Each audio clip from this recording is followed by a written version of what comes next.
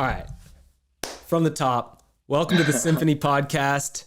This is where we usually break down one important topic each week. And for those of you who have never listened to this show, it's basically the concept is a symphony requires many different instruments to make one beautiful harmony. And Matthew and I co-hosting take the same approach to our lives. And that's what drives the curiosity for this show. So today we've got Nate Richartz in the building on virtual Zoom. And Nate's a pole vaulter. Nate, I'm going to pass it to you to introduce yourself because you're going to be able to do it better than anyone else. But thanks for being here, man. Absolutely. Happy to do it. First podcast. So Huge. It's exciting. My name's Nate Richartz. I'm from McHenry, Illinois. It's a little suburb outside of Chicago. And I started pole vaulting in high school. It's this really gnarly event in track and field, in my opinion, the most exciting one. Was fortunate enough to get on the team at the University of Notre Dame, competed there for 5 years. I had one redshirt year because I got injured. And it was there that I jumped the world A standard my senior year. And for those of you who don't know what a world standard is, in the track and field world, it's kind of the qualification that you need to potentially go to the Olympic Games or World Championships. And so in many ways, it's just the precursor to becoming a professional track and field athlete. So after I jumped that, I decided to take this leap of faith and pole vault professionally after college, train for the 2021 Olympic trials. And ever since, I've been out in Phoenix, Arizona, training with Nick Highsong at Risen Performance. Nick is my coach, and he himself is an Olympic gold medalist in the pole vault. He jumped 5.9 meters at the Olympic Games in Sydney to win gold, which in feet, that's like 19 feet, 4 inches or something like that. Yeah, it's up there. So it's been a journey so far. Lots of ups and downs, but I've enjoyed every minute of it. Wow, dude. I mean, you're skimming over so much good stuff. I want to take us back to how you first got into pole vault. And Matthew, why don't you introduce yourself as well? Give us a couple seconds. Yeah, I'm here too, as always. Stoked for this conversation too. But I actually just right off the jump, I had a question of that. So that 18.8 number, is that something that you have to hit in a competition, or is that just kind of like the standard of, okay, if you can hit this, then you have a chance of competing professionally? Yeah, you have to hit it in a competition. Gotcha. Part of the beauty of track and field is it's very objective. Everyone knows how good everyone is because we all have times and heights and these numbers that kind of define us. So yeah, that's the thing. That's the difference between team sports and individual sports. I've always been fascinated by that. Which year did you jump that height? I jumped that my 5th year, which was athletically my senior year. I had redshirted a season due to a hamstring. My hammy went kablammy one year, and I remember that. And so I had some extra eligibility. Came back for the 5th year, and popped the 570, the 18.8. Had you done it a few times in training before that? No. Wow. Holy shit. No. So I put it together for the competition. The thing is, with track and field and with pole vault, you're capable of so much more in competition because there's this urgency and there's this like live aspect to it. People are watching, you're pumped up, there's more adrenaline. So it really brings out good performances. So was there like a reason behind not hitting that 18.8 in practice, or what? Like, because would it be more beneficial to hit that in practice and knowing that you can probably perform better in competition, or were you just kind of like, I think I can get there? Like, what was the highest training jump you did before you hit that? Um, Probably 560. So just 10 centimeters below it. Yeah. But yeah, I mean, it wasn't for lack of trying in practice. I always try to jump as high as I can when I get out there on the runway. But it just took the urgency of the competition for me to put it together. That's interesting. That's really interesting. I think certain people react to that pressure differently. And I think all three of us, I mean, me, myself, a completely washed up athlete compared to you two, but, that sense of just like when it matters, like who wants the ball in their hand. In basketball, there's always like the guy who's on the team who you kind of know like wants to take the last shot if there's 5 seconds left. And I've always been like attracted to like building that skill because it's been a weakness for me for sure. Like I'm more of a first half guy. Like I like to perform when it's easy and then, give it off to the better players for the finish. But was that something you always had in you, like just that hunger for the moment? And also like you kind of talked a little bit about like getting into the track and field team as a pole vaulter, but then really working your way up. What did that look like? And talk us through like the progression of going from like interested in the sport, how did you get into it, and then to like really seeing it as a viable path for your life. Yeah. No, I mean, I think that kind of like clutch, wanting the ball in your hands type of mentality, that was absolutely something I had to work on. And it was kind of a lot. It's a mixture of confidence and training, but also just like mental, just like mental aptitude, like working on your mindset and your beliefs and kind of how you view yourself and view the performance. Um, I started pole vaulting my freshman year of high school. My dad was a runner back in the day, so he was like, you definitely do track. It's a great sport. And so I joined track. But having grown up just a super avid skateboarder, I was drawn to snowboarding, basically anything um, that was a little bit risky. I just love that feeling of it's almost like a feeling that you got away with something that you shouldn't have. Like when you land a trick, you just kind of think like that shouldn't be possible, but I'm like rolling away right now, and it's a great feeling. So when I started track and field in high school, um, I immediately gravitated towards pole vault because there was this danger element. You're you're running as fast as you can. Crazy. You're putting the pole into the ground. You're bending it. You're getting upside down, and you're just kind of like hucking yourself over this bar. I just thought it was the coolest thing, and so yeah, right from the get go, the coach, my high school coach, was like, "Who wants to pole vault?" And I just shot my hand up right away, and from um, then on, I was a pole vaulter, and I was I was pretty good in high school. Like I qualified for state my sophomore and junior years. I had an aptitude for like uh, being comfortable with the risks that it required. There were certainly people who were way more athletic than me and like way faster and stronger. But when it came to kind of the risk element, they just weren't willing to go there. Um, so I kind of found my own in pole vault, and like I said, I went to state a couple of times. I didn't ever do very well at high school state. I definitely wasn't like a standout, but I was good enough um, in my high school career to walk on to the team at Notre Dame. So basically, that means, yeah, we'll take you. Yeah. Pay your own Like, way. yeah. And so that was the deal.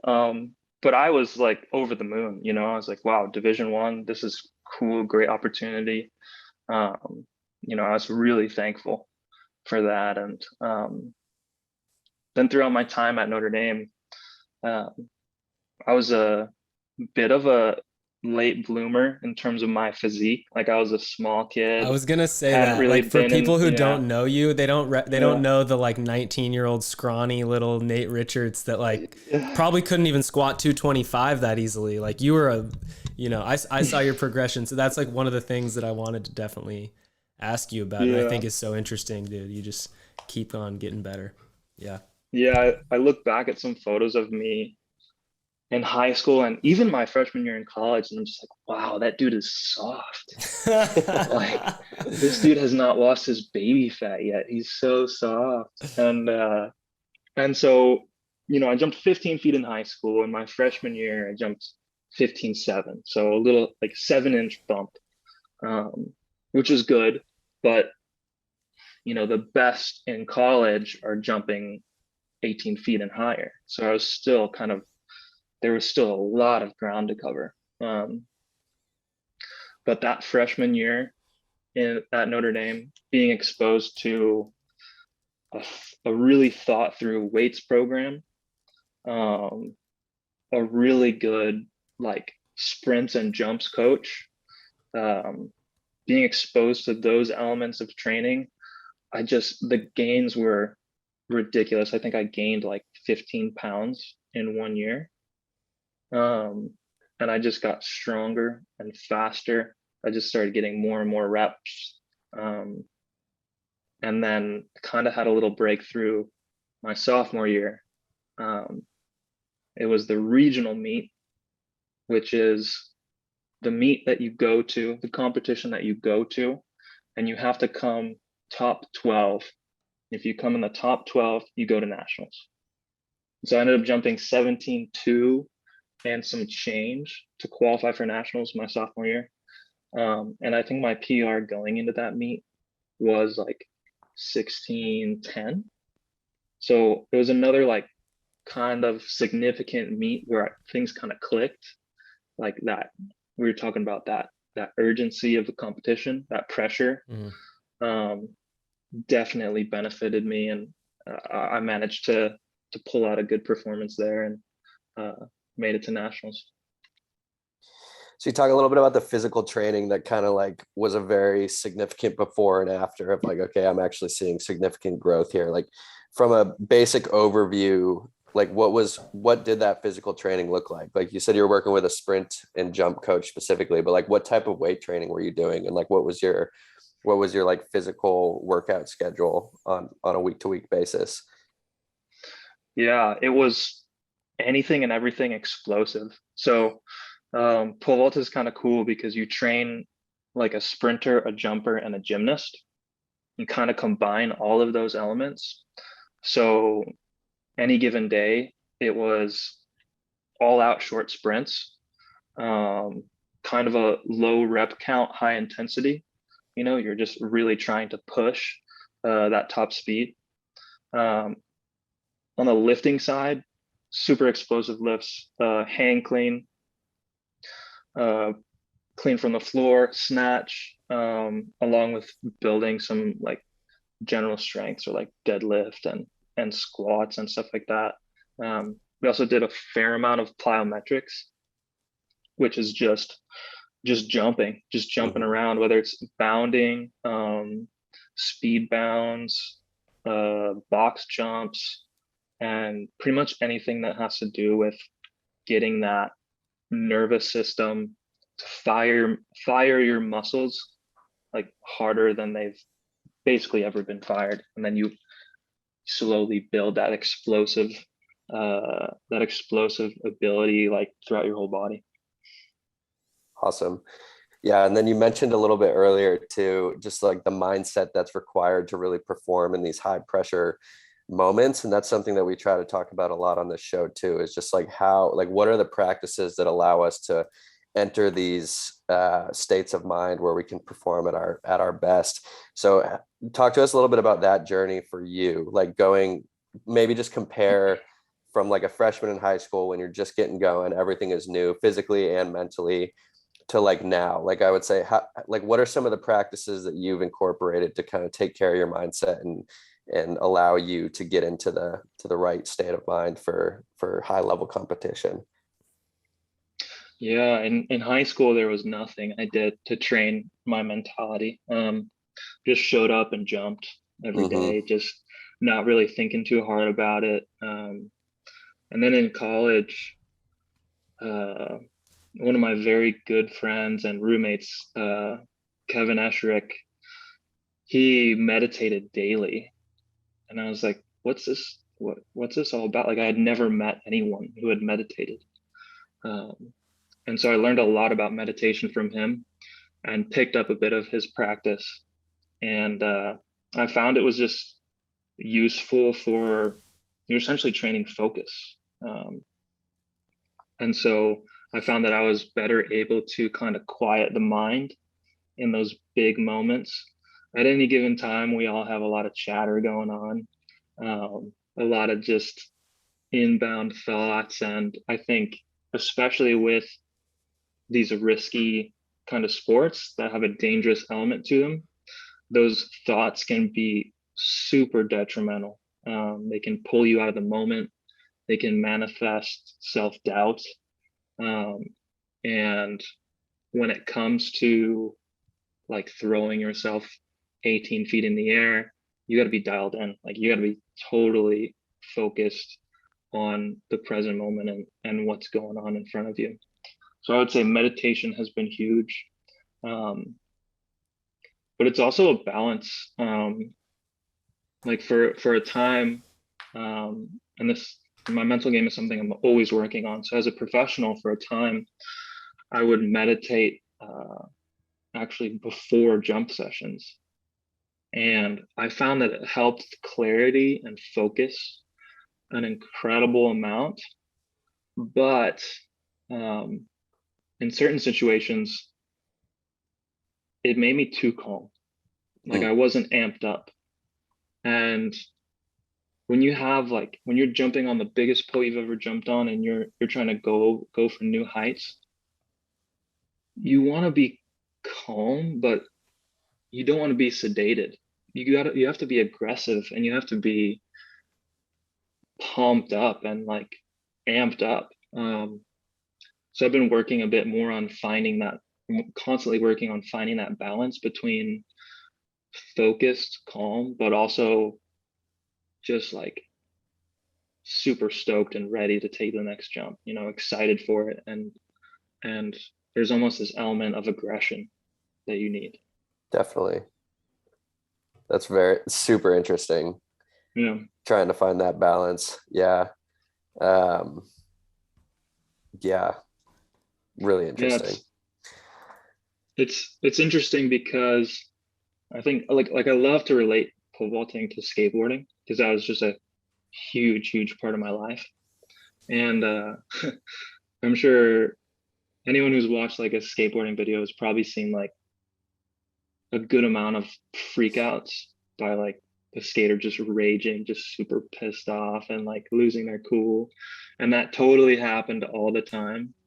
Um, and that's because of this like imbalance, it's almost like you want it so bad, you're getting so aggressive with your skating that you're getting farther and farther away from landing the trick. Um, and so that was something um, that I had learned without even knowing that I had learned it, back skateboarding, was to be able to, in those moments when you're just super frustrated and just banging your head against the wall, to like take a step back and kind of like relax, not get in your own way. Um, and there's just like such a connection there between skating and pole vault, that I'm still learning from to this day. Dude, yeah, we talk about this a lot. Matthew and I both learned how to surf in the last like 3 years or so, and Matthew lives down on the beach. You get to surf all the time. Um, and I don't know, man. For me, I always played like ball sports and team sports. And in my 20s, I've naturally gravitated towards things that like bring me more in tune with my body, with nature, with just like experiencing, and it's just more accessible to go get on a bike than it is to get 9 guys and play basketball or something like that. But For you, dude, was there another breakthrough in your 20s once you became pro, and now, like, talk to us about current day. You literally just got back from a competition in Germany. So fill us in on, like, just this evolution of Nate Richartz from scrawny. And then I also want to ask you just about, like, the risks. You mentioned it, like, lightly, but you know, we all see the Instagram videos of the guy going sideways when he's 14, 15 feet up in the air or something like that. Like, what kind of risks are there as well? It's a two-part disjointed question. No, I appreciate it. Yeah, I mean, dude, that's the cool thing about trying to master anything, like whether it's sport or an art or any sort of craft, is like you're just constantly learning. And if you're not, then you're probably doing something wrong. Um, I I definitely had a breakthrough in terms of consistency once I turned pro. Like that A standard jump that I mentioned that I did in college, like I did it one time. And moreover, after I did it, like my body just felt wrecked, you know, like when I was jumping in college, after jump sessions, my body would just be destroyed. And that's because biomechanically, the way I was running, the way I was jumping, it was all just like brute strength. Um, and it was lacking some finesse, you know, it was lacking some like sound running mechanics and Some efficiency.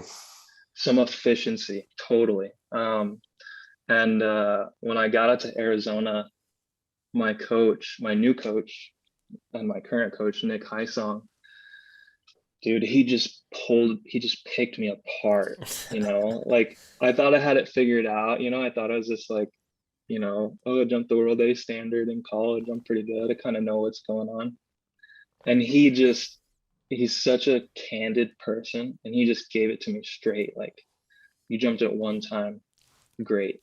That might as well be like a mistake, or you know, like a coincidence that you put it together. Yeah. um and so he just drilled me on my running mechanics.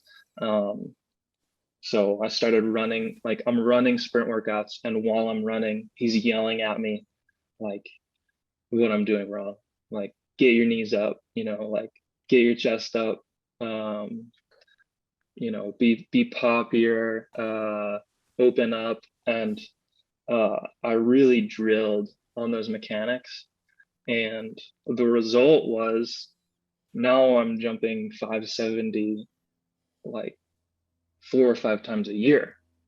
And it's kind of like any old day I'm going out and I'm jumping just about 570. Whereas before in college, it was like jump 570 once, body's destroyed, try to put it back together in time, and then maybe jump like, you know, a 520 or a 530, which is like 17 feet. So it's kind of all over the map in college.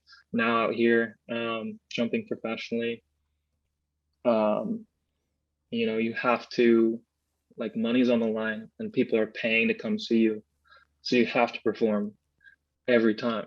And it's a little bit cutthroat in that sense of, in college, your coach might say, oh, you know, it's a bad day, or It's all on you. might explain away some things like that. They don't care. No one cares in professional track and field, and they shouldn't, because you're a professional. You should figure out how to get it done on the day, no matter what kind of conditions are present. And yeah, you mentioned my recent trip to Europe. So I did a tour in Europe. I hit a bunch of continental tour meets, which is just this professional tour throughout the world that happens every year. And I had one in Dessau, Germany, and then I went to Poznan, Poland, and then I went to Manchester, Great Britain. Nice. Then flew over to Slovakia, and then I jumped in the Netherlands, and then I jumped in Greece. And so I had 6 competitions in 3 weeks. Holy crap. Wow. 4 of which were good results. And so comparing that to college, in 3 weeks, I might compete once, maybe twice. Now as a professional, I'm not only competing 6 times in 3 weeks, I'm traveling from country to country. I'm jet lagged, and I'm still figuring out how to put together these good performances. So it's been crazy, and even talking about it now, I'm kind of like, okay, like, I've come a long way. That's but pretty a big cool. part of that is staying healthy, and yeah, just working on that finesse. I'm always working on that finesse and that touch, because let's be real, like, we all want to look good at what we're doing. Talk about like surfing or skiing. Just have some style and flow. there are some guys who can send it, obviously, but there are other guys who just make it look so easy. And they make it, there's no doubt that it's not a coincidence that they landed that. And so that's where I'm coming from, is I want to be that finesse guy who looks good doing it and makes it look easy, and yeah, it's a fun way to jump. What's your diet like? Like, how do you eat on top of all of this, on top of all the training? Yeah, that's something that's evolved a bit for me as well. I'm constantly learning. And I think it's super helpful to read up on diets, read up on nutrition.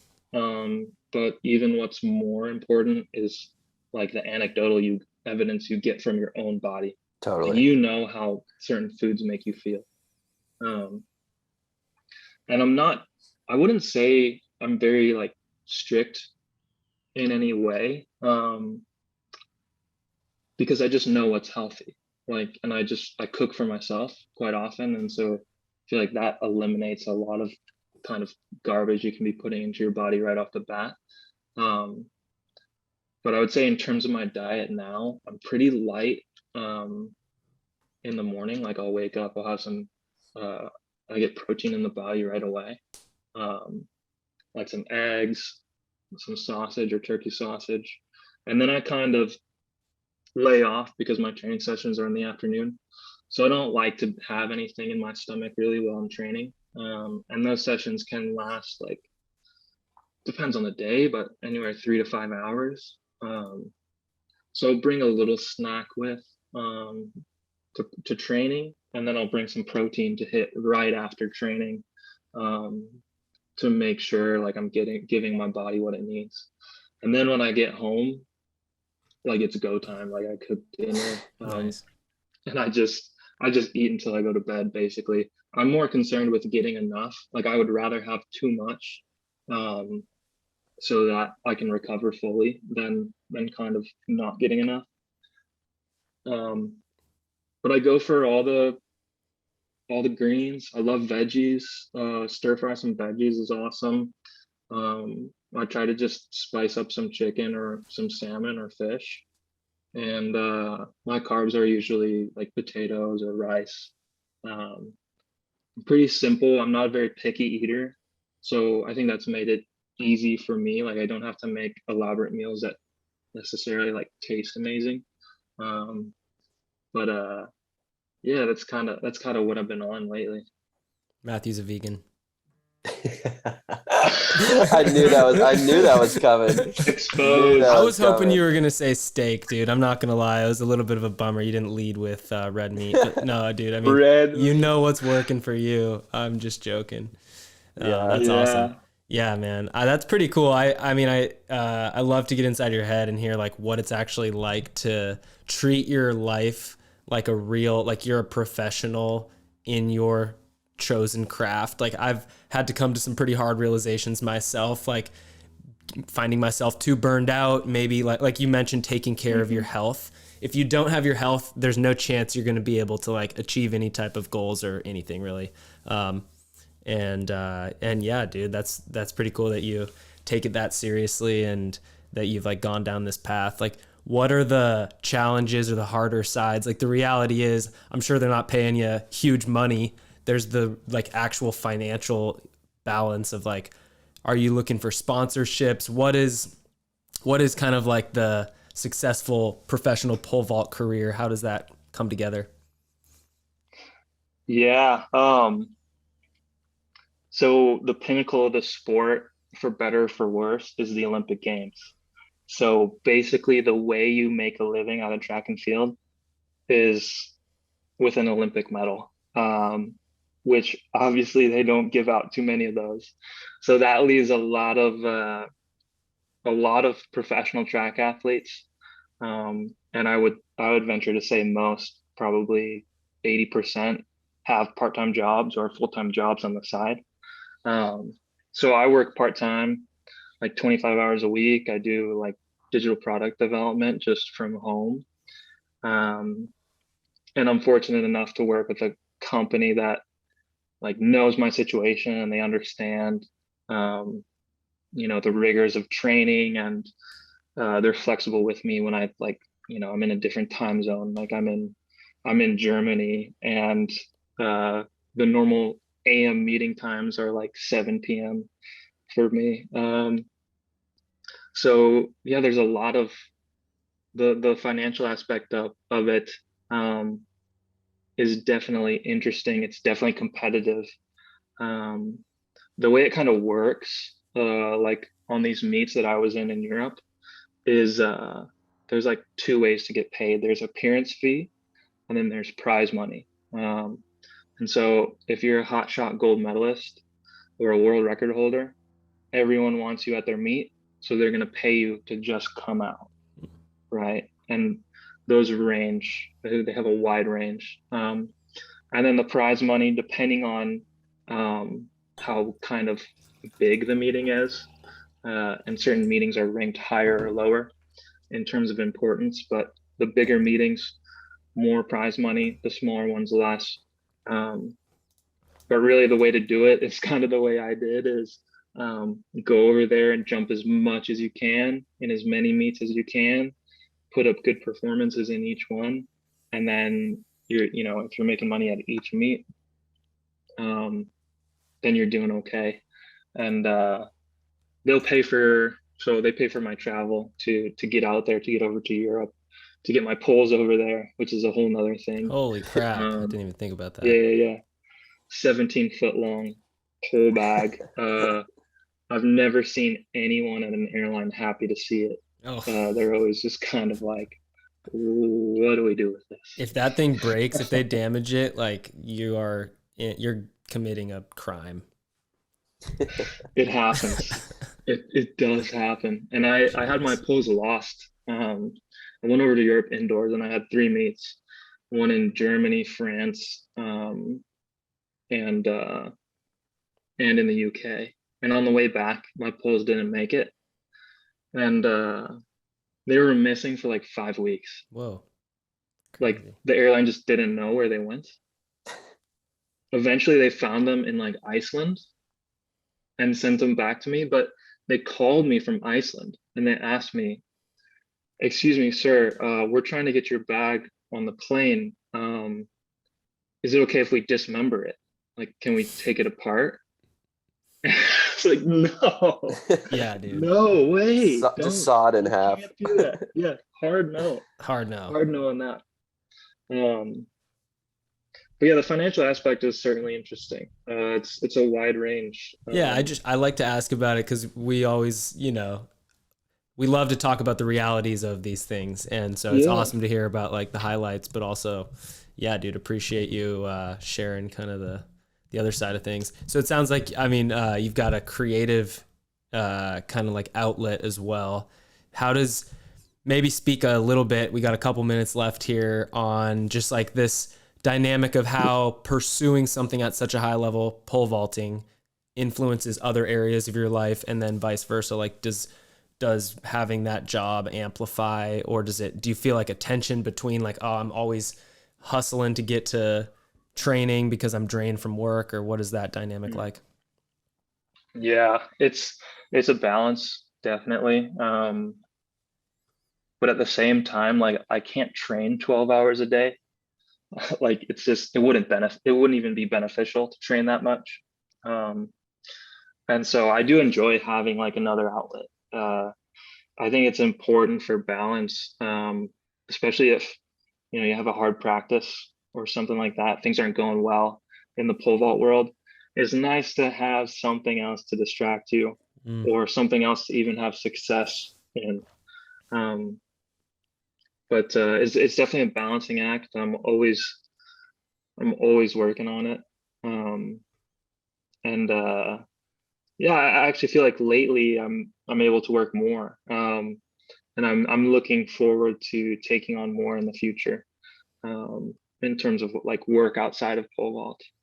One lesson I'd say from kind of this pursuit of this professional pole vaulting career is I realized I should have been aiming for the top from like the time I started in high school. I think it would have been a radically different journey if I had been aiming to be the very best, like right from the get-go. My journey was kind of like, oh, you know, like pole vault is cool, I want to try it out. And then it was kind of short-sighted. I was like, oh, I want to qualify to state. And then, oh, I want to jump 17 feet. Oh, now I've jumped 17 feet. Wouldn't it be cool to jump 18 feet and go to nationals? Oh, I've made it to nationals. Oh, now I want to win nationals. But if I can't help but think back, like if I had just started out, like let's be the best, it might have been different. And I think I try to apply that in the things I do now outside of pole vault. Is whenever I get into something new, I want to look at like, what are the best people doing? Like, how far do people take this? Like, what's possible?